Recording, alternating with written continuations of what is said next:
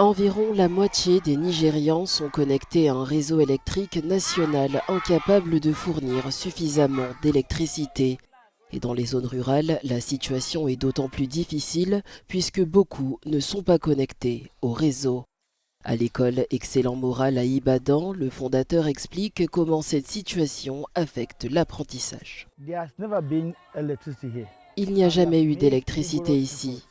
Nous avons fait des efforts rigoureux pour obtenir un transformateur et nous connecter au réseau national. Mais jusqu'à présent, nous y travaillons encore. Cela affecte tellement de choses ici, en particulier l'éducation. Car de nos jours, l'apprentissage va au-delà de l'écriture et de l'écoute des enseignements. L'éducation est devenue numérique. Et sans électricité, on ne peut rien faire. Les établissements scolaires nécessitent des générateurs alimentés à l'essence ou au diesel, mais avec la suppression des subventions pétrolières, les coûts du carburant ont augmenté.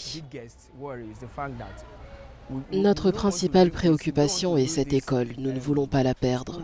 Beaucoup de gens partent sous prétexte qu'il n'y a pas de lumière. J'ai des proches qui ont déménagé simplement pour cette raison. Et lorsqu'ils partent, nous perdons des élèves, car certains doivent partir avec leurs parents. Les coupures d'électricité affectent aussi l'éclairage et la ventilation des salles de classe, rendant l'environnement d'apprentissage difficile pour les élèves et les enseignants. Et Bounola Akinwale, propriétaire du café Nature Street, partage les mêmes défis. Elle craint pour l'avenir de son entreprise. Si rien ne change ou que la situation empire, je vais devoir changer ma façon de travailler. Je vais probablement me concentrer davantage sur la vente en ligne, peut-être fermer 1 ou 2 franchises et même acheter des vélos et faire plus de livraisons.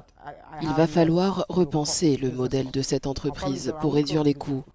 Je ne fermerai pas le café car je suis très passionné par ce que je fais, mais je vais réduire ma dépendance à l'électricité.